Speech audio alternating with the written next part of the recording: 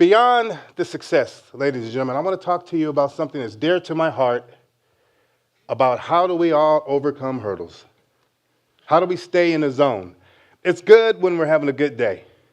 When you're renting races, your family is good, your money is good, your children are good, your favorite football team wins,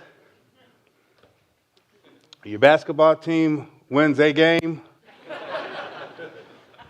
It's good when the sun is shining. But on those days when it's not good, how do you get back up? How do you overcome the hurdles? And how do you succeed?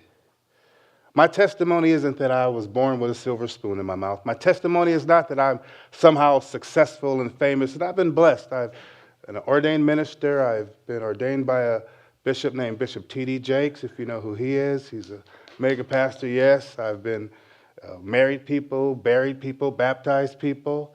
I've traveled around the world for free, to represent the United States of America. I've been there and done that, but it hasn't gone without paying a price. So I want to share with you my philosophy of how you overcome hurdles. Does anybody here not know how to experience or have not experienced a hurdle in their life that they had to overcome? If you haven't, meet with me, I'll give you some of mine.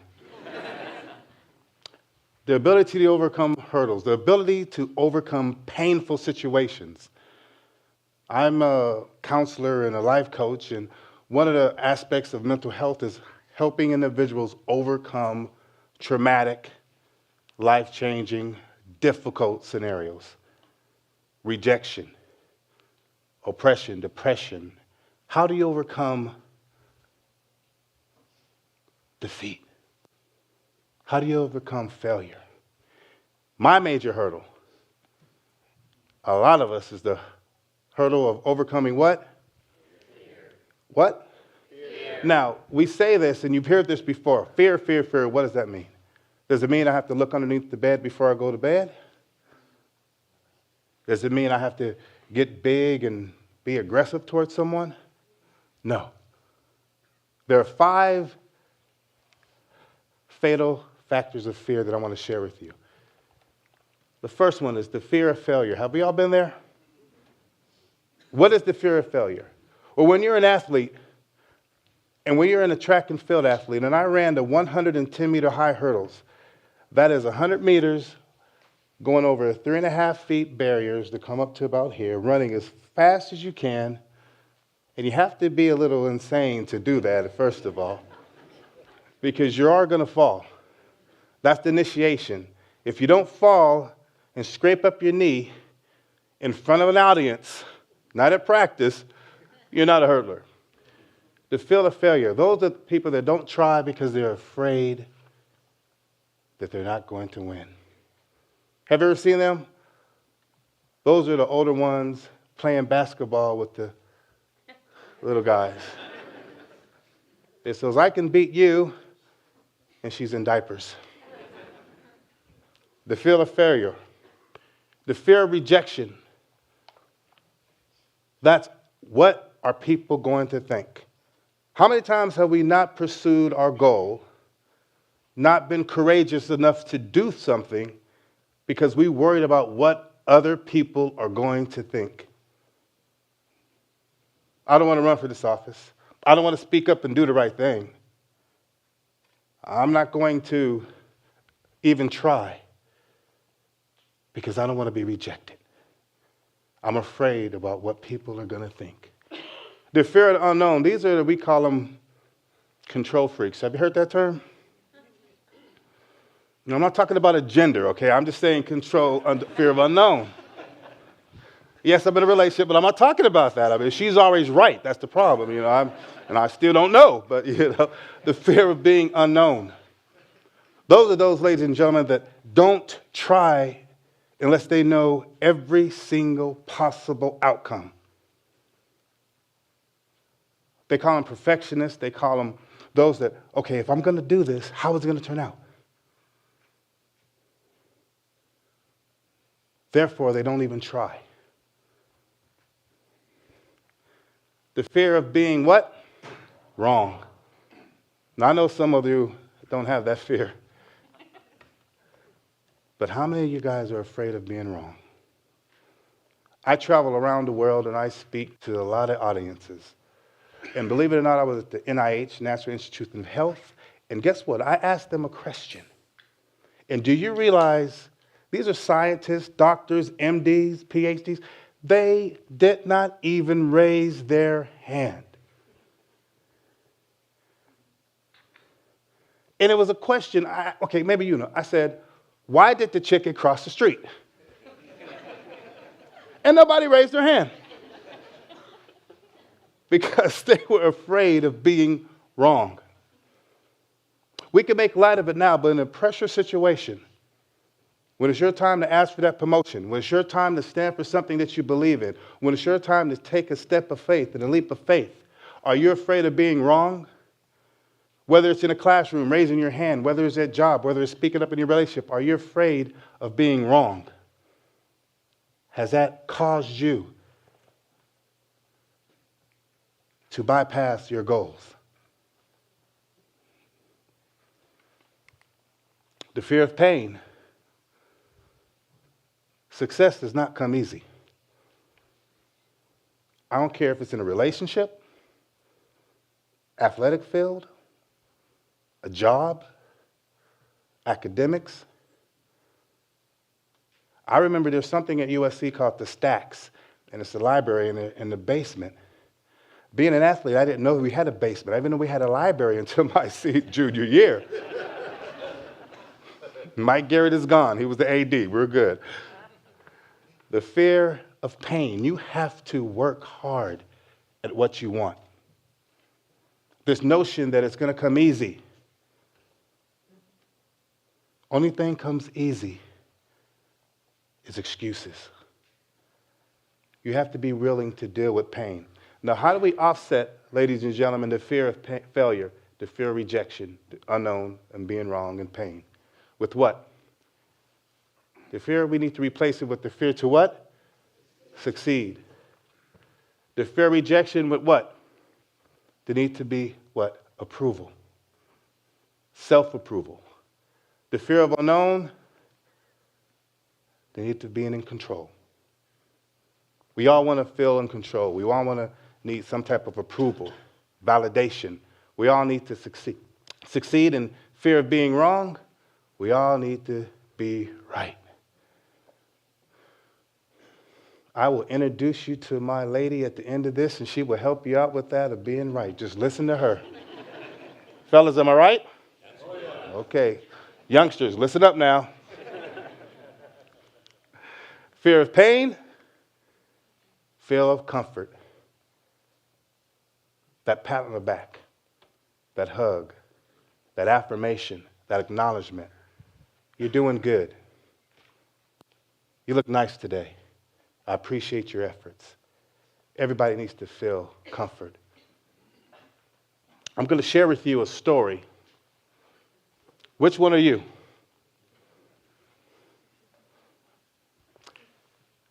Another major hurdle is the what? Attitude. Can you say attitude? Attitude. Now, we have a lot of stereotypes of what this means, but your attitude dictates your effort. And we're talking about focus. And your attitude dictates what you are going to focus on. I live in Chatsworth. Anyone know where that's at? By Porter Ranch. Excuse me. And it took me and my family 3 hours on the freeway to get here. Now, last time we had a dress rehearsal here, and it only took me about an hour. I was doing a carpool lane, driving 10 to 65, 80 miles an hour, right? Until I got on the 7 to 3, and I didn't know you got this toll roll out here. And I got something in the mail, right? Should have saw my attitude then, right? Anyway, back to the presentation. It took us 3 hours to get here. If we did not have the right attitude, if I did not have the right attitude, if my family didn't have the right attitude, it would not have been a pretty experience. How many guys been in the car with a younger sister or a child that's 7, 6, 7, 8 years old? 3 hours. No snacks. No video in the back seat. Just my head to beat on, okay? But when you have the right attitude, your success is almost inevitable. And we will discuss what the definition of success means. How do you perceive yourself? Do you perceive yourself as the big dog or the little dog? Better yet, do you perceive yourself and do you perceive that the big dog somehow is better than the little dog? When you're walking them and cleaning them up, answer that question. But when you're walking down the alley, which one do you want, right? We all have attitudes. The year is 1996. I was ranked number 1 in the world. Now, I am so honored to meet some of the presenters and the gold medalist and baseball player because, like him, I'm an athlete. And he can contest to some of this. In 1996, I was ranked number 1 in the world. And the unique thing about track and field is it's not really a team sport. It's sort of like an individual team sport. It's an individual sport, but when you lose, it becomes, well, technically, when you lose, it's an individual. But when you lose, you must say, hey, we messed up. But, it's really you there, right? Unless you're on a relay. But ladies and gentlemen, we have 100 meters to run in 13 seconds. Well, 12 seconds if you're Olympic level and world class. No. Picture this, 12 seconds. There's no quarters. There's no best 2 out of 3. There's no next time. There's no halftime. There's no innings. I was in Sydney, Australia, flown 14 hours with 12 seconds to determine whether I have a gold, silver, or bronze medal, or nothing at all. How do you focus? How do you depend on yourself at 10? How do you find, and stay in the zone? In 1996 and 2000, I was ranked number 1 in the world, trained hard. We all know about that discipline, dedication, determination. Fred Rogan, NBC News, came.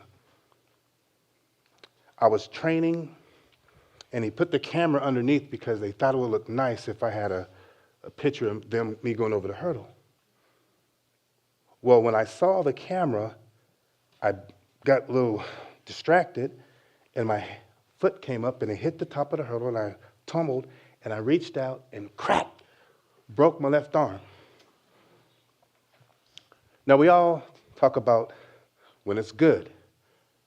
I was feeling good because I was number 1 in the world. Gold medal was practically mine. And now I'm being taken to emergency care and cast with a broken arm just 2 weeks before I run. Not 1 week before the opening ceremonies, but 2 weeks before I ran.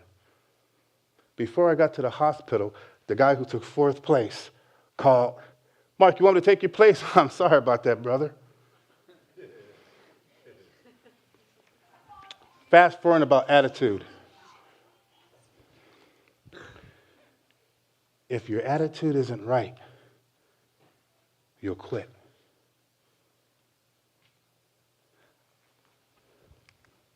Your focus. Let me tell you about focus. When to focus, how to focus, and what to focus on. When to focus is your balance. There's something called burnout, compassion fatigue, overtraining, overstudying, cramming, belaboring in a relationship, overtime, extra overtime, Practice is when you learn to develop you're in the zone. People say, how do you get in the zone? How do you master being the best? How do you stay focused? Consistency is the meal of champions. Whatever you do, it becomes a part of you. It's called being consistent. When you guys are going through your daily routine, make sure you understand that what you do, you are practicing and you are repeating over and over and over again. When you're driving, you don't even recognize a sign until like 3 weeks, 3 months, 3 years later. Say, I never seen that there. Because it's consistency. Balance. Know when to turn it on and turn it off. Don't overtrain, overthink, overapply. I did not panic today because I know this. I do this every day. So whether I looked at my presentation, whether it took 3 hours and I didn't have time to, do my normal post-game or pre-game routine, so be it. Have confidence in yourself that you put in the time already. Believe in yourselves. Quickly. What to focus? Can you guys say compete? Compete. Not compare. Ladies and gentlemen, this is your key to success at anything. If you learn how to compete and stop comparing, you will succeed. I cannot be LeBron James. I can't be who I'm not. But I can be me. And I can be a champion being me. And I can be the best being me. You can be you. And I guarantee you, nobody can be better being you than you. But if you compare yourself to someone else, you're not being you. But if you compete, then you can be the best you can, and nobody can beat you being you. And I'm here to tell you what's yours and what's meant for you will be yours. But if you compare your wage, your athletic ability, your GPA, if you are constantly comparing yourself, you're not validating yourself. You're letting those fears that we talked about previously overcome you. And you will never have that fulfillment. You will never feel good. So remember, compete, but don't compare. You got your positive focus and your negative focus. Positive focus is on things that you can control. Negative focuses are things that you can't. We call it stinking thinking.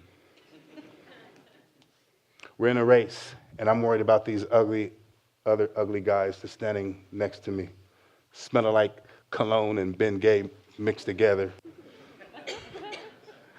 They're going over and they're doing their thing, and I'm worried about them. That's the wrong kind of focus. People always ask how to focus. Give yourself permission to try, to win, to lose, and most importantly, to get back up and do all three again. Quickly.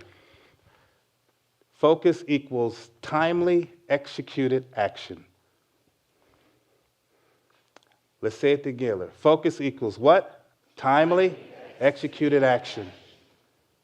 This is what we call it F equals TEA.